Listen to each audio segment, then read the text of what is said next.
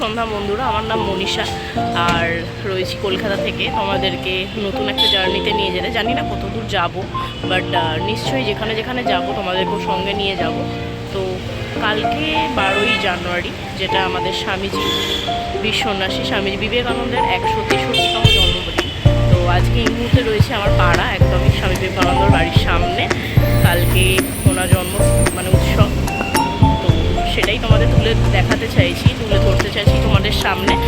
এরপর ওনার মেলাও হচ্ছে, ওনার জন্য একটা বিবেক মেলা আমাদের সিমলা ব্যায়াম সমিতি পূজা প্রাঙ্গণে হচ্ছে। এরপর আমি তোমাদের সেটাও দেখাবো। তো এখন তোমরা দেখে নাও কীভাবে বাড়ির আশপাশ ও জায়গাটা সাজিয়েছে। বাড়ি সুন্দর করে সাজিয়েছে বিবেকানন্দ রোডের ওপর।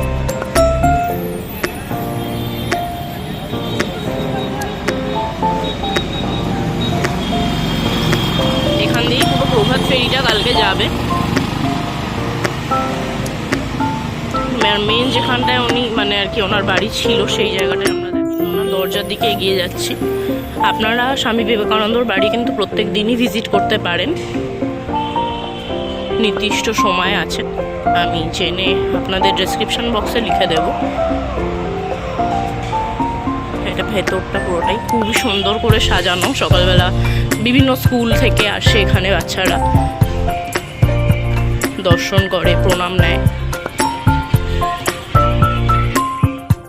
ছিল আগে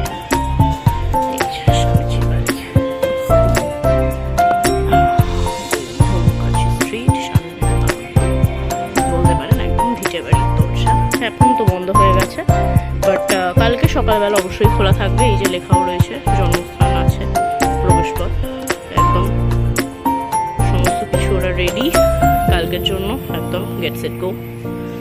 তাহলে সবার আছে, মেলাটা হচ্ছে।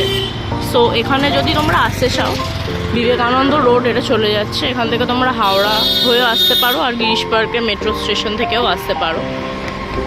সিমলা ব্যায়াম সমিতি পূজা প্রাঙ্গণে মেলাটা হচ্ছে। আমরা গলিটার সামনে রয়েছি, আমাদের চলো মাঠের সামনের গেটটা। 13 তারিখ অবধি হবে মেলাটা, তো তোমরা এসে উপভোগ করতে পারো। আমরা ভেতরে যাচ্ছি, এখানে বেশ ভালো খাবারের স্টলস আছে, তোমরা দেখতে পারো, সাজানো আছে। হ্যাঁ, এইগুলো হচ্ছে কালকে সকালবেলা, একদম ভোরবেলায় প্রভাত ফেরি বেরোবে। সো এগুলো হচ্ছে সাজানো হবে প্রভাত ফেরির জন্য। কালকে চলছে সব, দেখতে পারো তোমরা স্টলস। এই যেমন তোমরা দেখতে পাচ্ছ, এখানেতে বেশি আমি কুকিজ বিক্রি হচ্ছে, পাটিসাপটা আছে, কড়াশুটির কচুরি। বাঙালিদের এই শীতেতে যা যা প্রয়োজন, এখানে বেশ অ্যাক্সেসরিজ রয়েছে, বুটিক্স এসছে। আর এখানে তো রয়েছে প্রচুর খাবার, বেশ কিছু শাড়ির বুটিক ছিল। আর এখানেতে স্বামীজির একটা ছবি রয়েছে। আর এটা হচ্ছে মঞ্চ, যেখানেতে সমস্ত রকমের অনুষ্ঠান আছে। কালকেও আছে, পশু আছে, সেতার, তবলা, গান, নাটক। সো একখানা সন্ধে উপভোগ করার জন্য একদম পারফেক্ট ডেস্টিনেশন। 13 তারিখ অবধি মেলাটা চলবে।